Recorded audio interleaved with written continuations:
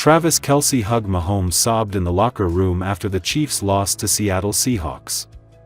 On Friday, August 15, the Kansas City Chiefs suffered a 16-33 defeat to the Seahawks.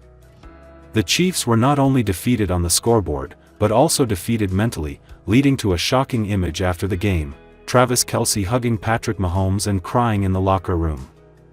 The Seattle Seahawks entered the game with great determination, while the Chiefs seemed to have not yet found their inherent explosiveness.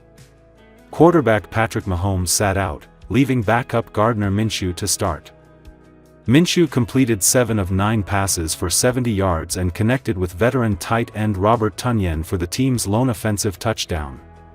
Still, Kansas City's offense managed only 156 total net yards, while the defense gave up 477 yards and 4 touchdowns to Seattle. Seattle starter Sam Darnold led an early scoring drive and backup Drew Lock added 2 touchdown passes to Jake Bobo. Running back Damian Martinez also rushed for a score in the third quarter. If on the field there was helplessness, then in the locker room, the pain was evident on every face. Many players silently took off their gloves, bowed their heads and looked at the floor. The atmosphere was so heavy that only the sound of zipping up their bags could be heard. In the middle of the room, Travis Kelce, the biggest star of the offensive line besides Mahomes, could not hide his emotions. He went up to hug Mahomes tightly. In the arms of his longtime teammate, Kelce burst into tears. "We tried our best, but today was not enough," Kelce said in a choked voice. Mahomes put his hand on Kelce's shoulder, patted him gently and whispered, "We will be back. This is not the end." At that moment, the 2 biggest symbols of the Chiefs were no longer the superstars on the field, but just 2 teammates sharing the pain of defeat. In the press conference, Coach Andy Reid did not shy away. "Seattle played a great game. They excelled both offensively and defensively. We made too many basic mistakes. This is my responsibility. The whole team has to learn from this defeat." He also defended Kelce and Mahomes, emphasizing that they are still the soul of the team and that Kelce's tears showed how much he wanted to win. On social media, the image of Kelce hugging Mahomes and crying quickly went viral, receiving thousands of comments. "Kelce is the heart of the team.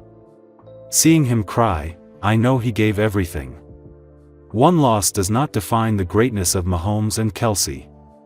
They will come back stronger. Chiefs cannot rely on 87 and 15 forever. The team needs to diversify their tactics more." In Kelce's tears, fans still saw faith. It was the desire to win, the camaraderie that bonded Mahomes, and the drive that drove the Chiefs back. Mahomes insisted, "We're not going to let this loss define the season. We're going to fight to the end." Kelce also said simply but with determination, "We're going to come back." The 33-16 loss to the Seattle Seahawks left many wounds for the Kansas City Chiefs. But it was the moment Travis Kelce sobbed in the locker room, hugging Mahomes, that was the most lasting image. It reminded fans that even the top NFL stars fall down sometimes, and true strength lies not in avoiding failure, but in how they get back up after falling. For Mahomes and Kelce, the duo that has led the Chiefs to the top, today's tears could become the fuel for tomorrow's brilliant victories. Kansas City Chiefs star Travis Kelce drew attention Friday night, and not just for football. While entering Lumen Field ahead of the Chiefs' preseason matchup with the Seattle Seahawks, Kelce jogged right past a large fan sign that read, "Welcome Mr. Travis Swift." The playful banner, held by a Seahawks fan near the tunnel, quickly became a viral moment after House of Highlights shared it on Instagram. The nickname mixes Kelce's name with girlfriend Taylor Swift's surname, a nod to one of sports and music's most followed couples. The sign sighting came just 2 days after Swift made her first ever appearance on Kelce's New Heights podcast with his brother Jason Kelce, an episode that broke multiple viewership records and fueled even more public fascination with the pair.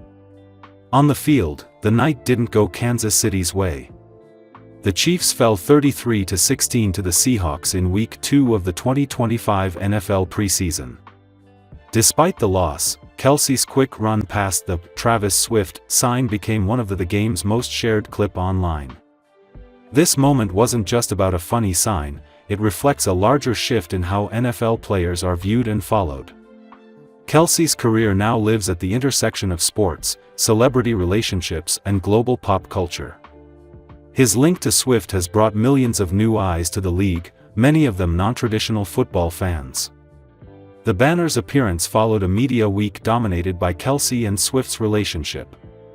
On Wednesday, Swift joined New Heights for a nearly 2-hour interview, discussing her new album, The Life of a Showgirl, the Eras Tour and their romance.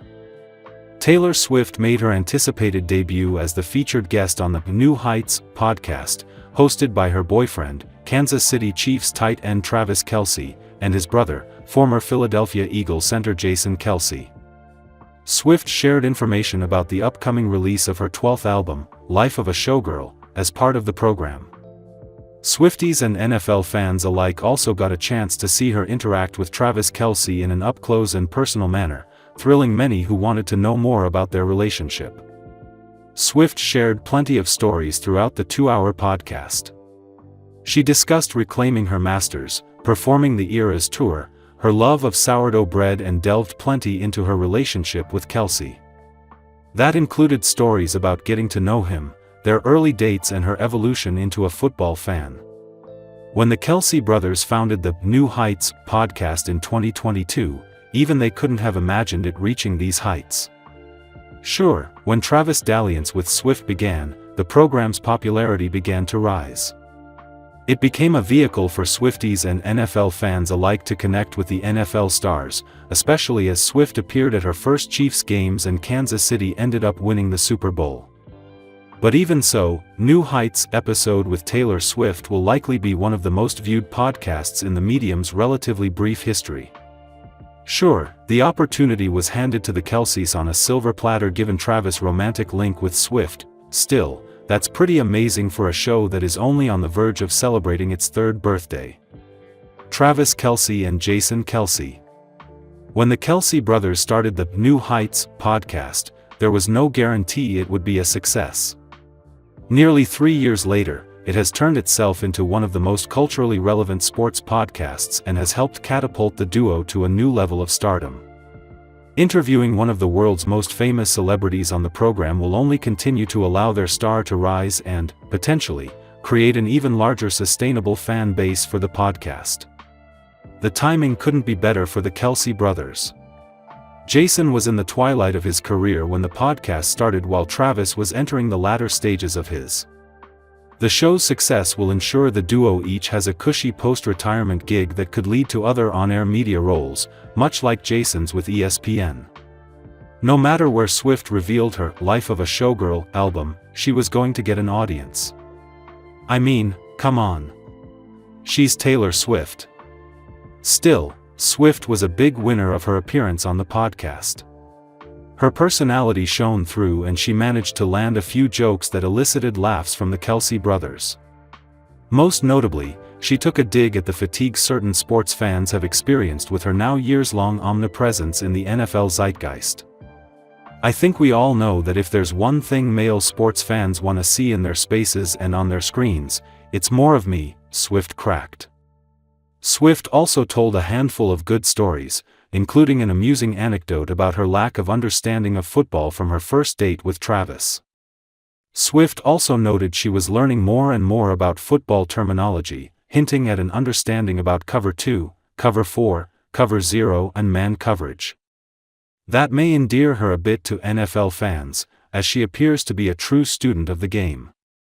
Reed has, at times, taken credit for helping set up Kelce and Swift. The two effectively backed his claims on Wednesday's podcast, with Swift revealing Reed vouched for Kelce through her father, as the two are friends. Whatever Andy Reid says, we're gonna stand by, Swift said on the New Heights podcast Wednesday.